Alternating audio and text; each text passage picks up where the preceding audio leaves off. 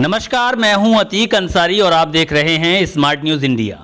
नूर की एक किरण जुल्मात पर भारी होगी, नूर की एक किरण जुल्मात पर भारी होगी और रात उनकी ही सही पर सुबह तो हमारी होगी।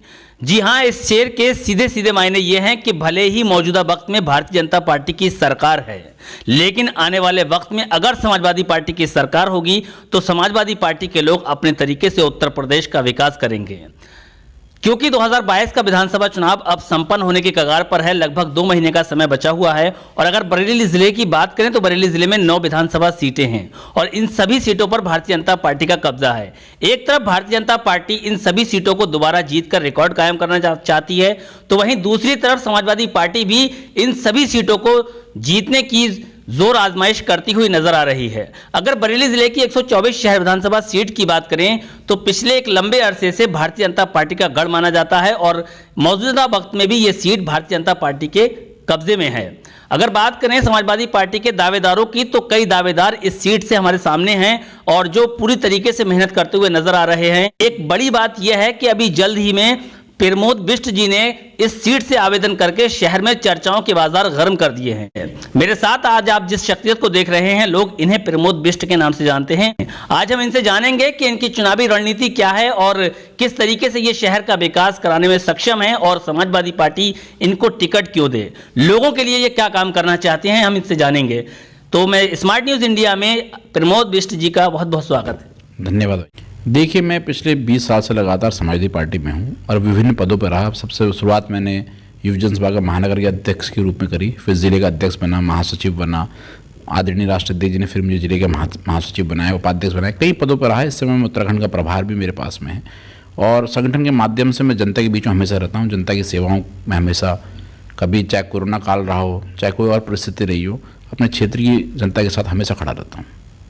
जी, इन्होंने बताया कि एक लंबे समय से समाजवादी पार्टी में काम कर रहे हैं, समाजवादी पार्टी के लिए, प्लस एक समाज सेवी भी हैं, लोगों की सेवा की है और वरिष्ठ समाज सेवी माने जाते हैं। मेरा सबसे पहला सवाल इनके आवेदन को लेकर है। जिस तरीके से आपने एक लास्ट मोमेंट पर आवेदन किया, लोगों का कहना है कि आवेदन बंद हो गए थे, उसके बाद आपने अखिलेश यादव जी के कहने पर आवेदन किया, क्या कारण था इतना लास्ट आवेदन किया आपने? देखिए, मैं चुनाव तो लड़ना चाहता था पहले से, लेकिन मैं ये चाहता था कि आदरणीय राष्ट्राध्यक्ष जी से इस विषय पे चर्चा हो जाए और चर्चा के बाद ही मैं आवेदन करूं।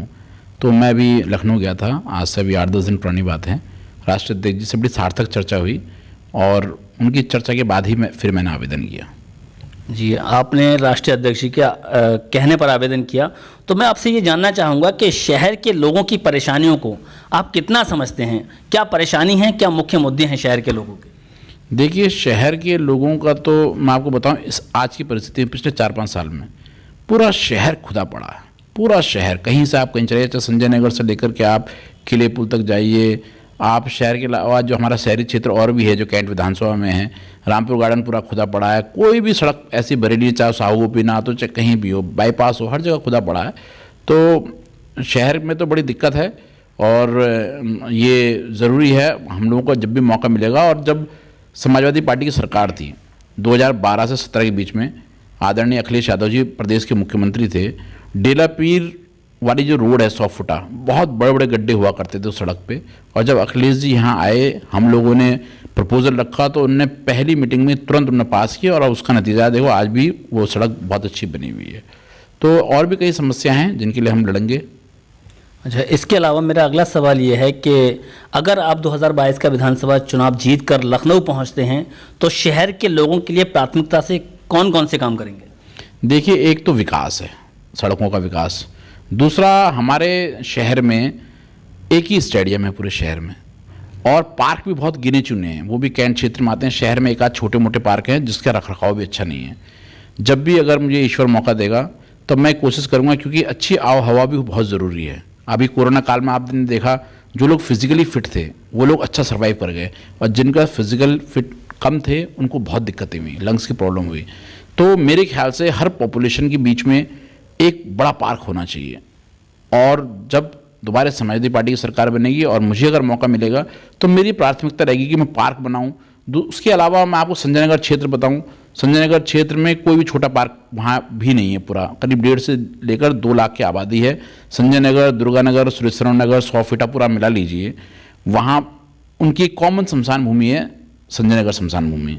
लोग वहाँ दाह संस्कार जब होता है, किसी का दाह संस्कार किया जाता है, आगे परंपराएं होती हैं हमारे हिंदू धर्म में, 10वीं होती है, 13वीं होती है। 10वीं और 13वीं के लिए भी कोई अच्छा स्थल नहीं है, साफ़ सुथरा स्थल नहीं है, जो मैं समझता हूँ यहाँ के लोगों के लिए बहुत ज़रूरी है। और जब भी मुझे मौका मिलेगा उसी से एडजॉइनिंग जगह है उसका जीर्णोद्धार करूँगा। सबसे पहले मैं ये काम करूँगा। इसके अलावा आप एजुकेशन के क्षेत्र में क्या करना चाहते हैं और चिकित्सा के क्षेत्र में क्या करना? देखिए, चिकित्सा के क्षेत्र में मुझे लगता है कि यहाँ एक और मेडिकल कॉलेज खुलना चाहिए, जो ज़रूरी है। बच्चों के लिए, कन्याओं के लिए कॉलेज भी खुलना चाहिए, ज़रूरी है। जहाँ तक बेरोजगारी की बात है, मैं ये कहना चाहता हूँ कि बेरोजगारी, जैसे हमारा बरेली का उद्योग है, बरेली में ज़री उद्योग है, बहुत फेमस था एक टाइम पर, आज उसकी कमर तोड़ दी गई है। बरेली में पतंग के मांझा बहुत नाम था। आज भी मुझे 2013 की मीटिंग का याद है कि देश के प्रधानमंत्री इन वेटिंग थे उसमें, नरेंद्र मोदी जी, वो आए और उन्होंने कहा था कि गुजरात की पतंग बरेली के मांझे से उड़ती है, लेकिन ना अब मांझा दिख रहा है और ना उनकी पतंग दिख रही है। उन्होंने कोई काम नहीं करा। तो इन उद्योगों को पुनर्जीवित करने का मैं पूरा प्रयास करूंगा। इससे हजारों परिवारों की रोजी रोटी जुड़ी हुई है। अच्छा, एक बड़ी चीज़ जो है, शहर का एक बड़ा इलाका जिसे बाकरगंज के नाम से जानते हैं, पूरी तरीके से कूड़े के ढेर में तब्दील हो चुका है। वेस्ट मैनेजमेंट प्लांट वहाँ पे लगा दिया गया है, लेकिन उसके बावजूद भी वहाँ के जो निवासी हैं वो तमाम बीमारियों से ग्रस्त हैं। इन लोगों के लिए आप क्या करना चाहेंगे? देखिए, वाकई बड़ी समस्या है बाकरगंज की, और समाजवादी पार्टी तो उस समय सॉलिड वेस्ट प्लांट जो बनाया था उसको चलाने का पूरा प्रयास किया था, लेकिन अब रुक गया। खैर, अब कहीं भी बन रहा है, दूसरे आगे गांव बन रहा है। तो ये वाकई कूड़ा निस्तारण को हम प्रमुखता से देखेंगे, और वहाँ वाकई वहाँ के बासिंदे बहुत झेल रहे हैं, बहुत परेशानी झेल रहे हैं। वहाँ लगातार बीमारियाँ भी हो रही हैं। तो शहर के मध्य में जिस तरह से वहाँ पर सॉलिड वेस्ट चलाया जा रहा है, नहीं चलाया जाना चाहिए मेरे हिसाब से। कहीं कोने में अगर एक और ज़रूरी हुआ, आवश्यक होगा, तो वो भी बनाया जाएगा, और सॉलिड वेस्ट का निस्तारण हर तरह से किया जाना चाहिए। अच्छा, एक बड़ी चीज़ यह है कि अभी जैसे कि आपको मालूम होगा कि अजय मिश्रा टेनी के बेटे को SIT ने आरोपी माना है, और अब उसे अगले की सज़ा जो है, अगले के प्रोसेस जो है तैयार हो रहा है। क्या लगता है आपको कि किसानों पर जो हमला हुआ? देखिए, अजय मिश्रा टेनी का जो प्रकरण है वो वीडियो थी, सबने देखा। तो पुलिस में भी इतने बड़े वीडियो को कोई नज़रअंदाज कैसे कर सकता है? तो SIT की जांच तो उनकी मजबूरी थी करना। लेकिन उस प्रकरण के बाद भी अमित शाह जो गृह मंत्री हैं वो आए मंच पे, अमित शाह के ठीक पीछे, मतलब अमित शाह जी आगे दूरबीन से देख रहे हैं कि उत्तर प्रदेश में दूर दूर तक कोई अपराधी नहीं है। हम इस आपके माध्यम से कहना चाहते हैं कि थोड़ा सा पीछे बगैर दूरबीन के भी देख लेते तो उन्हें प्रदेश का सबसे बड़ा अपराधी, जिसने किसानों के ऊपर गाड़ी चलाने का इतना जघन्य अपराध जिसके बेटे ने किया, और अपने बेटे को संरक्षण देने का जिस व्यक्ति ने काम किया, उसको कायदे से जेल में होना चाहिए था, क्योंकि संरक्षण देना भी बहुत बड़ा पाप है, और उनकी शह पे ये सारा काम किया गया। लेकिन अमित शाह जी दूरबीन लगा करके आगे देख रहे हैं, अगर थोड़ा मंच पीछे देख लेते तो उन्हें शायद सब चीज़ें दिख जाती हैं। अच्छा, क्या लगता है जिस तरीके से अब उसको आगे की प्रोसेस जारी है, तो जो मंत्री हैं भारतीय जनता पार्टी के, क्या उन्हें इस्तीफा देना चाहिए? बिल्कुल ना, आज नहीं तो उन्हें तो बहुत पहले इस्तीफा दे देना चाहिए थे। और आज अभी वीडियो उनका वायरल हुआ, किस तरह से एक पत्रकार साथी के साथ बदतमीजी कर रहे हैं। उनका घमंड कहीं कम नहीं हुआ, उनके घमंड का, उनके गुरूर का नतीजा है। उन्होंने जीते 4 किसानों के ऊपर गाड़ी चला दी, उनके लड़के ने, उन्हीं की शेल्टर थी।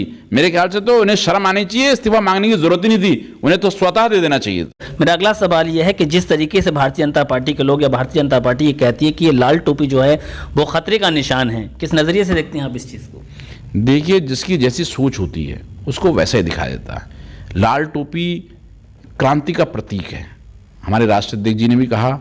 और लाल टोपी आज से नहीं है, जब हमारा देश में आंदोलन हुए, विभिन्न आंदोलन हुए, तो लाल टोपी आंदोलन के रूप में आई, क्रांति के रूप में आई। चाहे आज़ादी का विषय हो, चाहे देश में हम लोगों ने लोहिया जी के नेतृत्व में आंदोलन किए हों। तो ये तो उनकी सोच है। वो खुद गुंडा प्रवृत्ति के लोग हैं, तो उनको सब सामने गुंडे ही नजर आते हैं। उनको अच्छे आदमी भी, भले मानुस में भी गुंडे ही नजर आती है, लाल टोपी में भी गुंडे ही नजर आती है। तो ये कोई उनका अपना व्यक्तिगत विषय है, इसमें हमें बहुत ज़्यादा कुछ मेरे ख्याल से कहने की ज़रूरत नहीं है।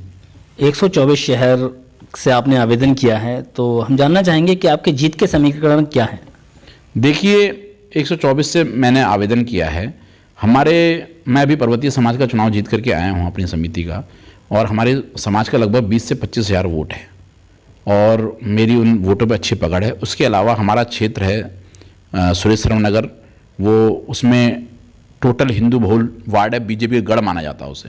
और हम लोगों के लिए बड़ी चुनौती भी हुआ करता था एक समय पर, जब 2002-03 में हमने वहाँ उस क्षेत्र में कार्य करना शुरू किया। और समाजवादी पार्टी के सिंबल पे हमने उस क्षेत्र में संजय नगर और सुरेश नगर क्षेत्र में 2-2 सभासद जिताए, जो एक टाइम पर ये माना जाता था कि समाजवादी पार्टी का यहाँ झंडा भी नहीं लगता। तो कुल मिला के कहने का मतलब यह है कि हमारी उन क्षेत्रों में पकड़ है और सब लोग वहाँ के, चाहे वो किसी भी बिरादरी के हों, चाहे किसी भी वर्ग के हों, किसी भी धर्म के हों, हमारे बरेली के सभी लोग हम लोगों के साथ हैं और यही हमारा जीत का समीकरण है।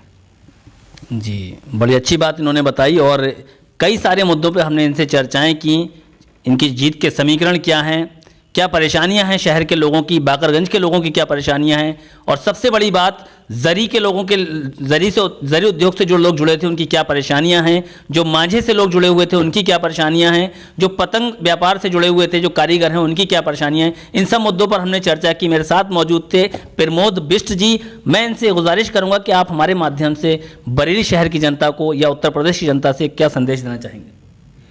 देखिए, मैं बरेली और उत्तर प्रदेश की जनता से कहना चाहूँगा कि देखिए, जैसे जैसे चुनाव करीब आएगा, ये भारतीय जनता पार्टी के लोग हैं, बहरूपीय लोग हैं, ये लोग न जाने कितने प्रपंच रचेंगे। विकास इन्होंने किया नहीं है, कोई उपलब्धि इनके पास है नहीं, घूम फिर के लास्ट में हिंदू और मुस्लिम पे आएंगे। तो मेरा सभी, मैं समझता हूँ कि पिछले काफ़ी समय से प्रदेश हमारा बहुत पीछे हो गया, 5-6 सालों से, और अब ये लगता है पूरा देश हमारा पिछले 7 सालों में, आप हंगर इंडेक्स देख लीजिए, हम जिस पायदान पे थे उससे भी नीचे पहुंच गए। आप भ्रष्टाचार में देखिए, हम जिस पायदान पे थे उससे भी नीचे पहुंच गए। बल्कि और तो और जो प्रेस की स्वतंत्रता को लेकर के जो भी सर्वे हुआ है, जिस पायदान पर हम पहले थे उससे भी नीचे पहुंच गए हैं। तो अब मुझे लगता है प्रदेश और देश की जनता समझती है, और मुझे नहीं लगता कि अब जो हमारी गंगा जमुनी तहजीब है बरेली की, प्रदेश की, हमारे देश की, वो तहजीब बनी रहेगी और लोग इनके झांसे में नहीं आने वाले हैं। एक बड़ी अच्छी शख्सियत हमारे साथ थी। हाल ही में इन्होंने समाजवादी पार्टी के टिकट से 124 शहर विधानसभा से आवेदन किया है। लोग इन्हें प्रमोद बिष्ट के नाम से जानते हैं और एक बड़ी बात यह है कि लंबे समय से समाज सेवा से जुड़कर लोगों के लिए काम किया है, समाजवादी पार्टी से जुड़कर समाजवादी पार्टी के लिए काम किया है। मेरी शुभकामनाएं इनके साथ हैं और इन तमाम बातों के साथ मैं इस कार्यक्रम से विदा लेना चाहूँगा। जय हिंद, जय भारत।